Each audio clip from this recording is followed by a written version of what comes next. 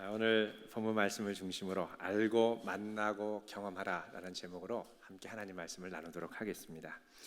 오늘은 예수님의 부활을 감사하고 우리가 기뻐하는 부활 주일입니다. 기뻐하고 감사해야 할 부활절, 여기 계신 모든 분들의 마음에 이 부활의 기쁨이 충만하시기를 바랍니다. 우리가 참 기뻐하고 감사해야 할 부활절이지만 다른 한편으로는 마음이 좀 무거운 것이 사실입니다. 그것은 지난 수요일 밤에 진도 앞바다를 지나던 여객선 세월호가 침몰하면서 그 안에 타고 있던 많은 소중한 분들의 생명을 잃었기 때문에 그렇습니다. 아직 생사가 불투명한 분들이 280여 명이나 되고 또 많은 그 관계된 가족들이 지금도 애타게 구조 작업의 진행 상황을 지켜보고 있습니다. 오열하는 가족들과 또 아직도 신랄 같은 희망을 붙들고 기다리고 있는 가족들의 모습을 보면 사실 우리 모두의 마음이 참 어렵고 또 마음을 가누기가 어려운 것이 사실입니다. 이 시각도 거친 바다 물결과 싸우면서 힘겹게 구조 작업을 하고 있는 구조대원들 또 관계자들에게 감사와 격려의 응원을 보내고 또 다른 한편으로는 이번 사건의 전말을 쭉 언론에서 보도하는 걸 볼 때 큰 슬픔과 또 안타까움 그리고 분노가 일어나는 것이 사실입니다. 사건을 대하는 정부 부처의 대처 방식도 또 많은 분들의 마음을 답답하게 하고 있습니다. 또 이런 사고가 일어나기까지 그동안 그 배후에 암묵적으로 묵인했던 해운업계의 관행과 또 이것을 평가하는 이 정부 부처의 시스템이 얼마나 부실했는지가 속속들이 드러나고 있습니다. 침몰한 세월호는 그동안 고객 만족도 평가에 있어서 우수선사로 4차례나 선정이 됐다고 합니다. 정부에서 이 고객 만족도 평가가 부실하게 나오면 불이익을 주기 때문에 그렇습니다. 그러나 고객 만족도 평가는 했어도 승객들의 안전 평가는 그동안 제대로 이루어지지 않았다고 합니다. 선적된 차량 대수를 속여서 한도를 초과해서 차를 싣고 화물도 단단히 고정시킨 것이 아니라 대충 묶어두고 운행을 하다가 배가 침몰할 때 더 큰 타격을 받게 된 것입니다. 이 모든 것들을 볼 때 이 세월호의 이 참사는 대한민국이라는 거대한 배 전체의 총체적인 부실이 상징적으로 드러난 참사인 것입니다. 이런 사건 가운데 우리 마음에 신앙인으로서 떠오르는 질문이 있습니다. 도대체 왜 이런 일이 일어나는 것일까? 저들이 무슨 잘못이 있어서 도대체 이런 일이 일어나는 것일까? 하나님은 왜 이런 사건을 막지 못하셨는가? 예수님께서 예전에 사역하실 때도 이것과 비슷한 일이 일어난 적이 있습니다.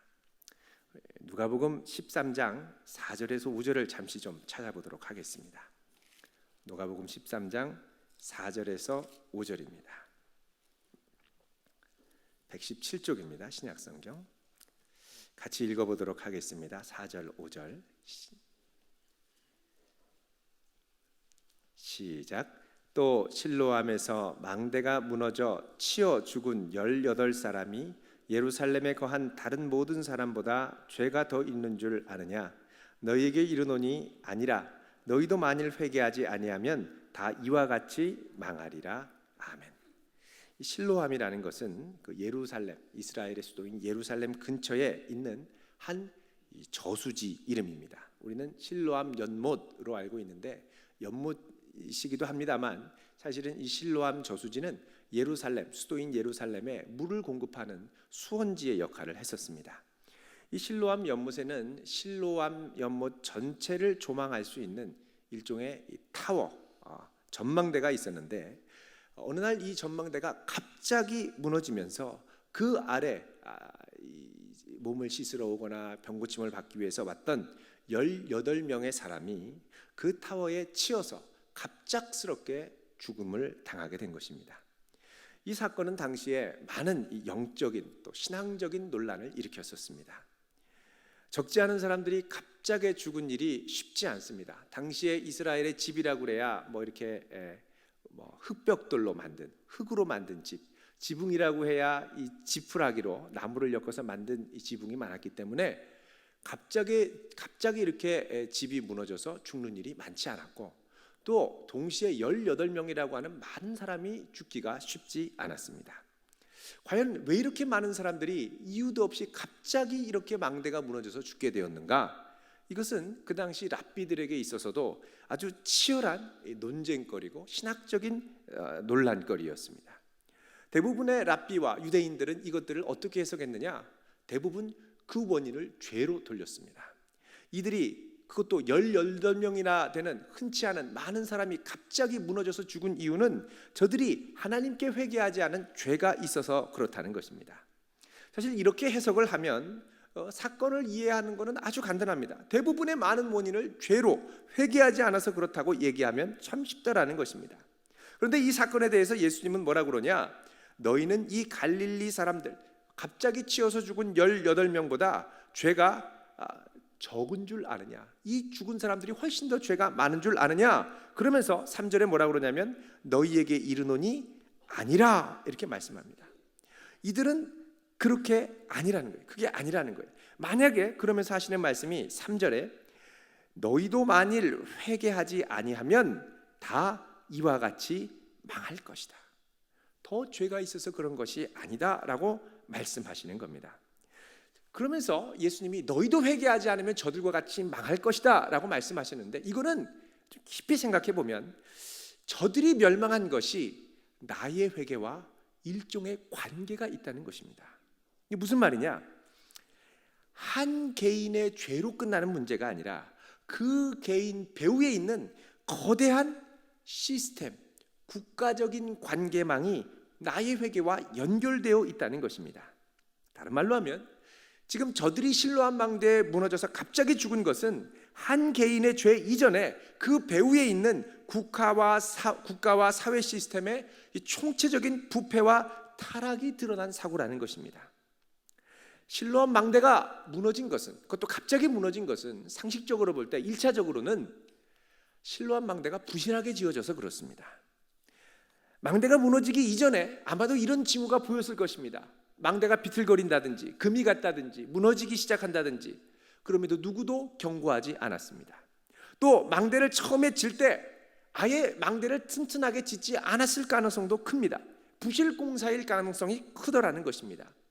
왜냐하면 이 망대의 공사에 투입됐던 사람들이 자원하는 마음으로 기쁘게 망대 공사를 한 것이 아니라, 이런 국가 시설물은 항상 강제 노역이 동원되기 마련인데, 강제 노역에서 동원된 이스라엘 사람들이 만약에 우리가 이 망대를 짓는 것은 로마 정권, 로마 제국을 유익하게 하는 것이고 로마의 사주를 받은 이 현 이스라엘의 헤롯 왕의 정권을 도와주는 일이다라고 생각했을 가능성이 크다는 것입니다.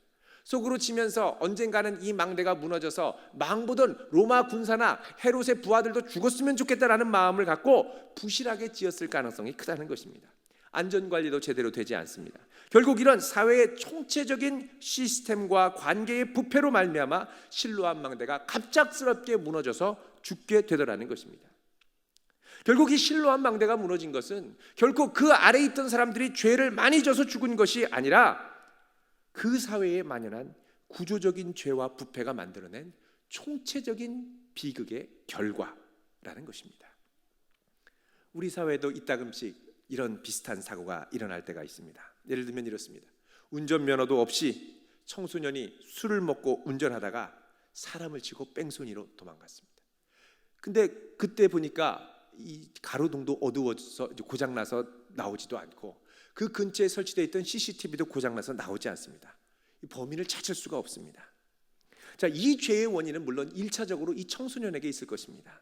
그러나 이 청소년에게 있는 것뿐만 아니라 그동안 청소년에게 관행적으로 술을 팔아온 우리 사회의 이 시스템, 또 관행, 또 함께 술을 마치도록 부추겼던 청소년들, 또 그 청소년들이 이것들을 좋은 문화라고 받아들인 이 세상의 미디어와 영화들, 그리고 사고 현장에 밝게 비추어야 될 가로등을 제대로 점검하지 않은 당국들, 또 CCTV도 제대로 정비하지 않았던 당국들, 이 모든 것들이 총체적으로 결합되어서 뺑소니 사고가 일어난 것입니다. 그러니까 사회 구조의 악은 한 개인에게 영향을 끼치더라는 것입니다. 나도 모르게 이 거대한 악을 마주하면 우리는 이 악이 워낙 구조적이고 덩어리가 커서 감히 정할 생각을 하지 못하고 많은 경우에 야합을 한다든지 나의 이익과 손해를 적당히 타협하면서 나갈 때가 많이 있습니다. 그렇다면 이런 갑작스러운 사고 앞에 비난받고 회개해야 할 사람들은 저 뺑소니를 운전한 저 청소년 이전에 바로 나 자신이어야 한다는 것입니다. 그래서 예수님이 뭐라고 그러십니까? 저들이 너희보다 결코 죄가 많아서 죽은 것이 아니라는 것입니다. 너희도 회개해야 한다. 회개하지 않으면 너희도 망할 것이라고 말씀하고 있습니다. 아직 기회가 있을 때 우리 안에 있는 탐욕, 우리 사회에 만연한 욕심과 관행과 부패들과 싸워서 우리가 회개하여 거룩한 영향력을 끼치며 살아가야 한다는 것입니다. 한 사람의 회개는 그 사회에 영향을 미칠 수 있습니다. 작은 영향력이지만 한 사람, 두 사람, 세 사람, 네 사람이 회개하기 시작하면 이 사회는 거대한 거룩의 변화를 경험할 수 있다는 것입니다. 바닷물에 물이 참 짭니다. 근데 바닷물에 소금이 들어있는 농도가 얼마나 되느냐? 3%밖에 되지 않습니다. 이 사회에 그리스도인들이 20%가 넘는다고 그러죠. 많은 그리스도인이 있는데 이 그리스도인 한 사람 한 사람이 모두 있는 자리에서 거룩하게 회개한다면 이 사회가 더욱 안전하고 아름답게 변화하게 될 것이라는 것입니다. 다른 한편으로는 또 이 참사를 우리가 겪으면서 같이 이 아파하면서 우리들에게 나오는 좀 중요한 질문이 있습니다. 그건 뭐냐? 하나님, 이런 고통과 참사 가운데 도대체 어디에 계시고 있습니까? 왜 이런 참사를 막아주지 않으십니까? 하는 것입니다. 이 질문이 가장 강렬하게 제기되었을 때가 있습니다. 바로 2차 세계대전 때 독일군에 의해서 이 아우슈비츠 수용소에 끌려가서 무참하게 처형을 당했던 유대인들입니다. 이때 죽은 유대인들이 600만 명, 그 중에는 아이들 100만 명까지 포함되어 있고 청소년이 200만 명이었습니다. 이런 질문이 제기될 만하지 않습니까? 왜 하나님 도대체 어디 계십니까? 자, 이 사건을 그 당시에 온몸으로 겪었던 유대의 제사장 출신의 유대인이 한 명이 있었습니다. 바로 엘리 위젤이라고 하는 분입니다. 이분이 나치의 홀로코스트의 이 대량 학살 현장에서 자기가 온몸으로 경험했던 것을 책으로 썼습니다. 그 책이 우리나라에도 번역이 됐습니다. 흑야라는 책입니다. 이 책에 보면 나치의 잔인한 살해 장면 가운데 내면에 심각한 신학적인 고민이 제기되는 장면이 나옵니다. 나치가 어른 둘과 아이 하나를 불러서 교수형을 실시합니다. 교수형은 우리가 아는 것처럼 목에 매달아서 죽이는 겁니다. 의자 위에 올라가게 하고 목에 밧줄을 매고 의자를 걷어차면 거기에 떨어져서 죽는 것입니다. 근데 교수형을 처했는데 어른들은 얼마 지나지 않아서 바로 발악을 하다가 죽었습니다. 혀가 이만큼 나와서 죽었습니다. 근데 아이 하나가 죽어야 되는데 어린 아이가 죽지 않고 공중에 이 목이 매달린 채로 바둥거리는 거예요. 이렇게 몇 분을 허우적거리느냐? 30분 동안이나 죽지 않고 버티고 있었습니다. 30분 동안. 왜 그러냐? 아이가 몸무게가 워낙 가벼워서, 워낙 안 먹어서 이게 팍 내려가야 되는데 몸무게가 받쳐주지를 않는 거예요. 아이가 버둥거리는 것을 눈뜨고 보면서 이 엘리 위젤은 가슴속에 탄식하며 속으로 묻습니다. 도대체 하나님은 어디 계신가? 이렇게 간절한 질문을 던질 때 마음속에 세미한 답변이 들려왔습니다. 어디 있느냐고? 그분은 여기에 있어. 여기 교수대 위에 목이 매달려 있어.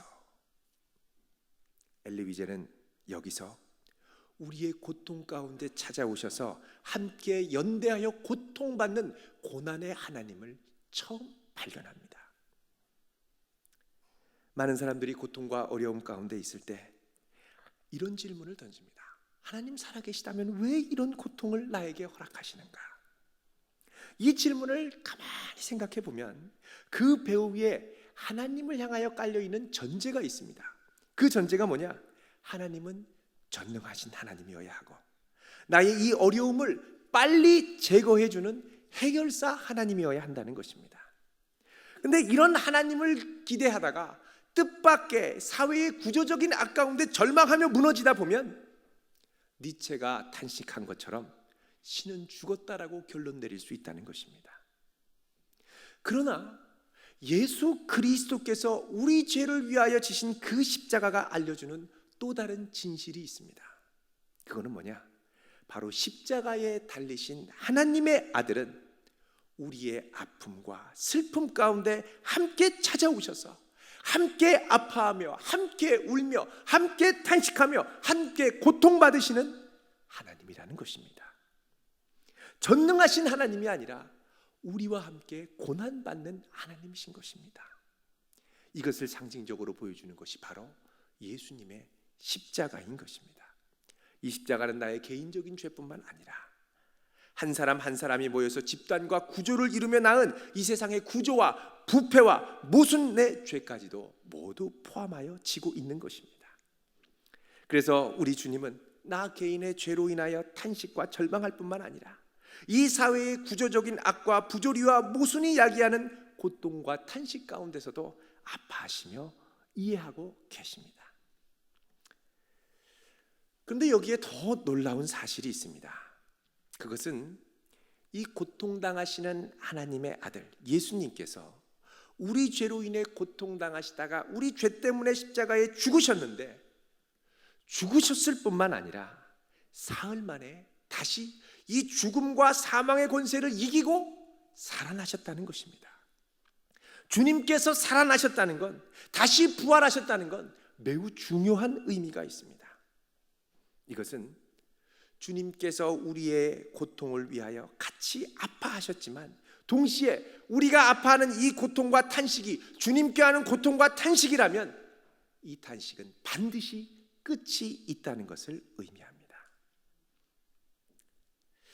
탄식 가운데 끝나고 주저앉는 것이 아니라 다시 살아나고 다시 일어날 수 있는 희망이 있다는 것입니다. 주님께서 부활의 첫 열매가 되셨습니다. 만약에 이 부활의 주님이 없으면 예수 믿는 사람처럼 불쌍한 사람이 없을 것입니다. 고린도전서 15장 우리 19절을 한번 찾아보겠습니다. 고린도전서 15장 19절입니다.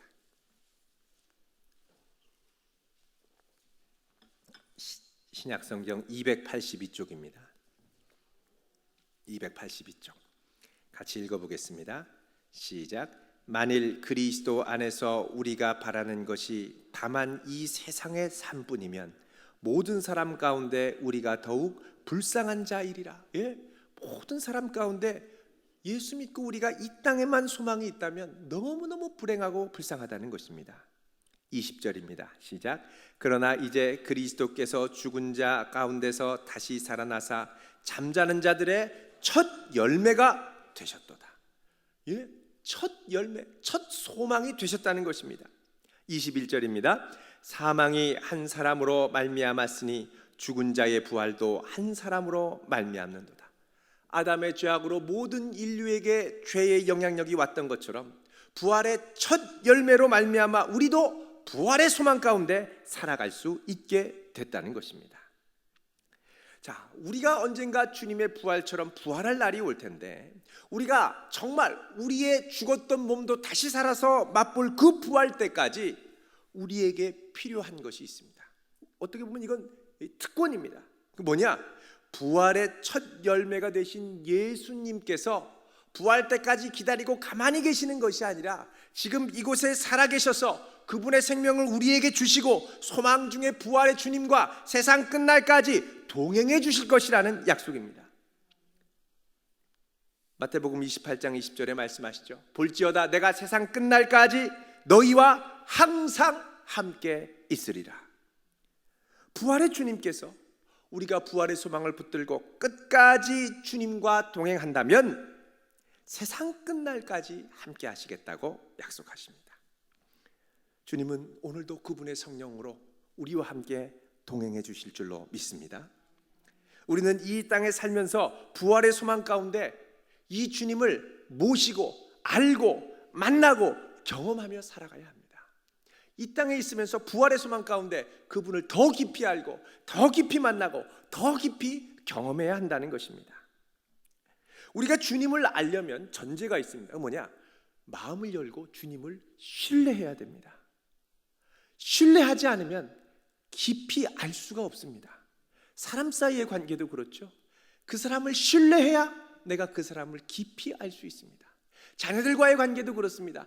사랑하는 자녀를 신뢰해야 그 자녀를 더 깊이 알고 이해할 수 있습니다. 근데 엄마가 자꾸 자녀들이 의심스러워요.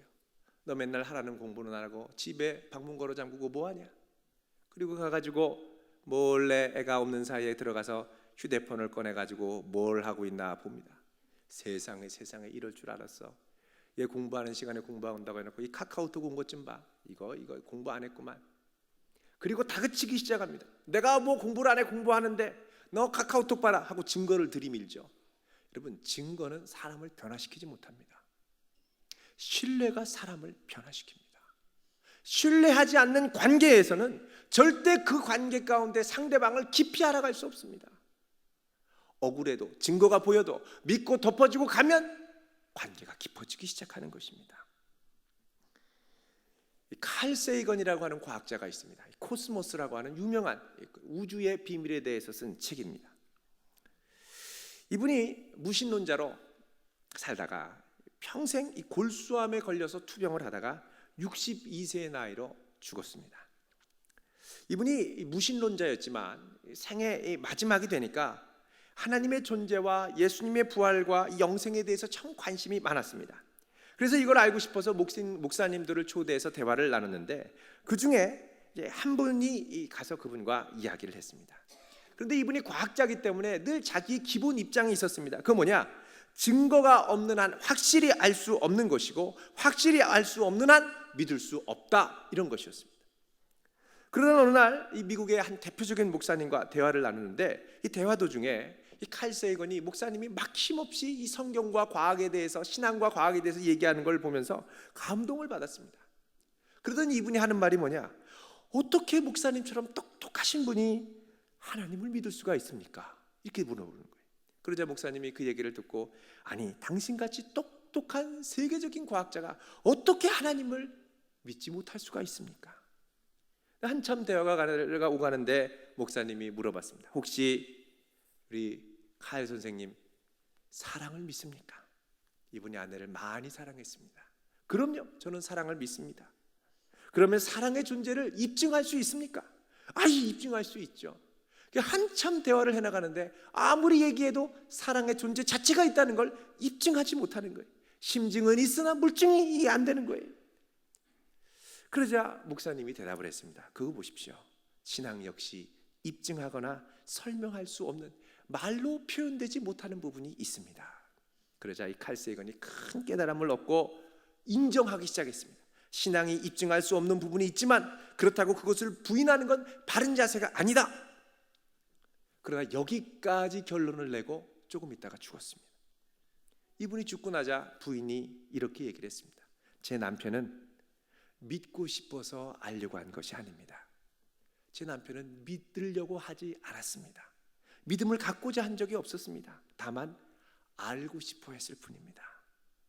여러분, 의심할 수 없이 명백한 증거를 들이밀어서 아는 것과 믿음을 갖고 알아가기 시작하는 것은 큰 차이가 있습니다. 저 사람이 못 믿어올 때 계속 의심하기 시작하면서 어떤 사람인가 알아보는 것과 처음부터 신뢰하며 알아가기 시작하는 것은 큰 차이가 있다는 것입니다. 오늘 본문 말씀을 보면 예수님의 제자 중 도마가 예수님의 부활을 의심하고 있습니다. 도마가 그것도 하필이면 자기 혼자 외출했을 때 예수님이 나머지 10제자들한테 짜잔 하고 나타나신 거예요. 다들 예수님 보고 예수님 믿고 기뻐하고 펄떡펄떡 뛰었습니다. 그리고 도마가 돌아오니까 이거 봐라 도마야, 예수님이 나타나셔서 얼마나 기쁜지 몰라. 그러더니 도마가 하는 말이 뭐냐? 25절 중반에 보면요, 오늘 본문 말씀 뭐라 그러냐면, 내가 그의 손에 못자국을 보며 내 손가락을 그 못자국에 넣으며 내 손을 그 옆구리에 넣도 보지 않고는 믿지 못하겠노라. 내 손가락으로 예수님 못 박히셨으니까 여기에 구멍이 나지 않았겠습니까? 십자가에 못 박힌 이 위에 이게 손가락을 집어 넣어서 뱅글뱅글 돌려봐야 내가 믿을 수 있겠다는 거예요. 그렇게 얘기를 하고 도마 혼자 안 믿고 나머지 10제자들이 열심히 믿고 있었는데 8일 후에 예수님이 갑자기 이 제자들에게 나타나셨습니다. 깜짝 놀랐죠, 도마도. 그러자 예수님이 도마한테 찾아오십니다. 그러면서 하시는 말씀이 뭐냐? 27절에 도마야, 너의 손가락을 내 손에게 내밀어서 집어넣어봐. 내 옆구리에 넣어봐라. 그러면서 하시는 말씀이 뭐냐? 믿음 없는 자가 되지 말고 믿는 자가 되라 라고 말씀하십니다. 그러면 예 하고 죄송합니다 하고 이렇게 얘기하면 좋았는데 또 도마가 또 직접 또 넣어봐요. 이왕 오신 거 좀 넣어보자. 그리고 손가락을 넣고 막 이렇게 막 돌려봅니다. 옆구리도 넣고 막 넣어봐요. 그러더니 믿어지더니 하는 말이 뭐냐? 28절에 나의 주님이시요 나의 하나님이십니다. 이렇게 고백을 합니다. 그러자 예수님이 29절에 이렇게 얘기를 합니다. 우리 29절 같이 읽어보겠습니다. 20장 29절 시작. 예수께서 이르시되 너는 나를 본고로 믿느냐? 보지 못하고 믿는 자들은 복되도다 하시니라. 아멘. 자, 보지 않아도 믿는 자들은 복이 있다. 증거로 주님을 알기 전에 신뢰함으로 믿음으로 아는 사람들은 복이 있다는 것입니다. 왜요? 믿기 시작하면 그 다음부터 주님이 있는 것만, 부활한 것만 알 뿐만 아니라 그 부활의 주님의 생명의 능력이 나와 함께하는 것을 체험하고 경험하고 죄와 고통과 사망의 세력을 싸워 이길 수 있는 능력을 경험하는 더 깊은 믿음의 세계가 펼쳐지기 때문에 그렇습니다. 그렇지 않으면 맨날 밖에서 간만 보다가 끝나요. 부활의 증인, 첫 증인을 보면 여인들이었습니다. 부활의 증인들 가운데 마리아, 또 여러 마리아들이 있었죠. 이 여인들은 예수님 부활절 첫날에 어디를 갔냐면 예수님의 무덤으로 갔습니다. 예수님의 무덤으로 왜 갔느냐? 예수님 무덤에 가가지고 시신에 향유를 발라드리려고. 살아나셨을 거라고 기대하지 않았는데 그냥 무덤에 갔습니다. 향유를 들고. 자, 이 여인들은 믿음이 없었습니다. 나중에 주님이 다시 살아날 거라는 소망도 없었습니다. 근데 이 여인들은 무덤에 갔어요. 죽으신 예수님을 만나러 갔어요. 그렇게 간 이유가 뭐였을까요? 그것은 이 여인들에게 믿음과 소망은 없었지만 예수님을 사랑하는 사랑이 있었기 때문에 그렇습니다. 예수님 그분 자체를 사랑하는 사랑이 있었기 때문에 그렇습니다. 사람에 대한 신뢰와 사람에 대한 소망이 깨어질 때 그 안에 사랑이 있다면 다시 일어날 수 있는 것입니다. 이 사랑 때문에 다시 일어났고 천사를 만나서 천사들이 예수님 다시 살아났으니까 제자들에게 가서 복음을 전해라. 그러자 예수님 보지도 않고 후닥닥 기뻐서 뛰어갑니다. 왜요? 사랑했기 때문에 천사만 보고도 믿음이 회복될 수 있었습니다. 사랑이 있기 때문에 믿음이 생기니까 소망을 가질 수 있었습니다. 믿음, 소망, 사랑 이 세 가지는 항상 있을 것인데 그 중에 제일은 뭐라고요? 사랑이라는 것입니다. 예수님을 사랑함으로 믿음이 생기게 되었다는 것입니다. 여러분, 부활을 설명하는 언어는 이 세상의 언어로 한계가 있는 경우가 참 많습니다. 예를 들어 이렇게 부활에 대해서 이야기할 수 있습니다. 자, 이 세계의 성인들이나 종교를 창시한 분들을 보면 다 죽은 후에 무덤이 있다. 다 무덤이 있다. 그러나 예수님만은 부활하셔서 무덤이 없습니다. 그러면 어떤 분들은 그러네요 하고 받아들일 수 있지만 대부분은 말도 안 되는, 몰라요. 그거 누가 또 가져갔을 수도 있고 또 못 찾았을 수도 있죠. 뭐 다빈치 코드를 보니까 뭐 아니라고도 하던데 이렇게 막 생각을 할 수가 있다는 것입니다. 또 고린도전서 15장 6절을 보면 이런 말이 나옵니다. 예수님이 부활하신 다음에 12제자에게 나타나시고 그 이후에 500명에게 일시에 보여주셨다고 나옵니다. 많은 이들이 그걸 보고 증언을 해서 적어놨습니다. 자, 이 증언이 확실한 증거가 되지 않겠습니까? 과학의 세계에서는 사람의 말로 입증이 안 됩니다. 직접 물증을 봐야죠. 그런데 희한하게도 과학의 세계에서 증거로 채택하지 않는 이 증언은 법정에 가면 절대적이고 결정적인 역할을 합니다. 결정적인 역할을. 지금 삼성과 애플이 막 법정 공방을 하고 있습니다. 그런데 어떻게든 재판에서 이기려고 혈안이 되는데, 그걸 이기기 위해서 이 사람들이 찾는 게 뭐냐? 자기들의 주장을 입증할 결정적인 물증이 아니라 결정적인 증언을 할 사람을 찾고 있습니다. 증언은 사법 세계에 있어서는 결정적인 언어가 되는 것입니다. 과학의 언어와 사법의 언어와 감정의 언어와 신앙의 언어가 다르다는 것입니다. 누가 한참 슬퍼서 오는데, 아이고 당신 눈물에 H2O가 떨어지네요, 나트륨기가 많이 있네요, 하나도 관계 개선에 도움이 되지 않습니다. 많이 슬프거나 많이 고생했지, 감정적인 언어가 도움이 되더라는 것입니다.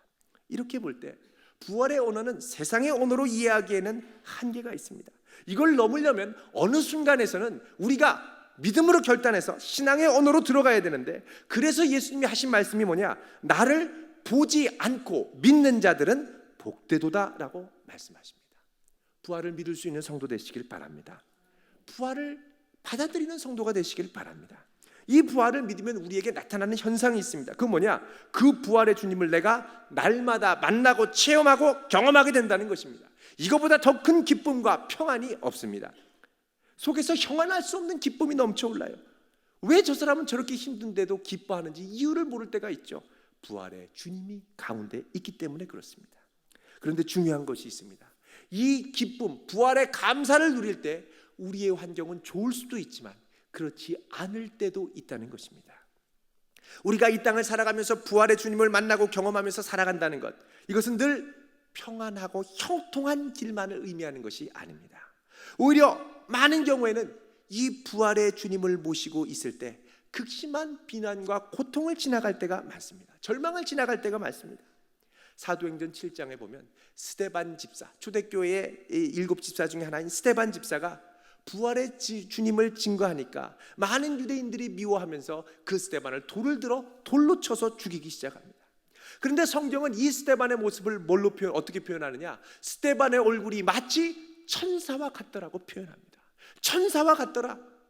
이 세상의 기쁨과 평안과 위안으로 얻을 수 있는 얼굴이 아닙니다. 천사의 얼굴같이 빛나요. 돌이 한참 날라와서 맞고 죽어갈 때에 스데반이 하늘에 눈을 들어 하늘을 우러러봅니다. 그때 하늘이 열리며 스데반의 눈이 열리며 하늘 보좌가 보이는데 하나님 우편에 앉아 계신 예수님이 그 보좌에서 벌떡 일어나는 장면을 봅니다. 봐라, 주님께서 보좌 우편에 일어서는 것을 본다. 감격으로 얘기를 합니다. 사람들은 더 악이 올라서 돌로 쳐서 스데반을 죽이고요. 그런데 그 부활의 주님이 일어나서 스데반을 보는데, 여러분, 예수님이 보좌에 보통 앉아 계시는데 일어난다는 건 뭐냐? 스데반을 맞이할 준비를 하신다는 거예요. 그때 스데반이 주님의 품 안에 안길 것, 부활의 주님을 바라보면서 무릎을 꿇고 돌이 날라오는 가운데 기도합니다. 주 예수여, 내 영혼을 받으시옵소서. 그리고는 하는 기도가 뭐냐? 주여, 이 죄를 그들에게 돌리지 마옵소서. 여러분, 끝까지 맞아 죽는데 얼마나 억울하겠습니까? 주여, 내가 갈 때 천둥번개로 저들을 싹 태워 같이 가서 저들은 지옥불에 떨어지게 하옵소서. 기도할 수 있죠. 그런데 그게 아니라 부활의 주님의 영광 가운데 들어가니까 저들의 죄도 용서할 수 있더라는 것입니다. 저들의 악에 휘말리지 않고 저들의 잔인함에 휘말리지 않고 천사 같은 얼굴로 주님을 바라보며 그 고통을 지나갈 수 있게 되더라는 것입니다. 이 기도를 하고 성경은 뭐라고 그러냐? 스데반이 잔이라 평안한 얼굴 가운데 주님을 만나러, 부활의 주님을 만나러 나아갔습니다. 언젠가 주님이 이 땅에 다시 오실 때 스데반의 몸도 다시 부활하여 영광 가운데 주님을 맞이하게 될 것입니다. 이 부활의 주님이 있기 때문에 우리는 암담한 환경 가운데서 지금 이곳에서도 장래에서도 늘 새로운 소망으로 나아갈 수 있습니다. 부활의 주님이 있기 때문에 우리는 장차 우리에게 있을 부활을 바라보며 이곳에서 날마다 주님을 더 깊이 알아가고 만나고 경험할 수 있는 것입니다. 이 주님을 경험할 수 있기를 주의 이름으로 축원드립니다. 기도하겠습니다. 할렐루야. 거룩하신 하나님, 우리를 위해 그 아들 예수 그리스도를 십자가에 보내시고 우리를 위해 모든 죄를 지시고 고통 가운데 죽으신 예수님, 그러나 그 주님은 죽음 가운데 계시지 않고 모든 죄와 사망의 권세를 이기시고 부활하심을 감사드립니다. 이 부활의 능력과 소망이 우리 가운데 있기를 원합니다. 아직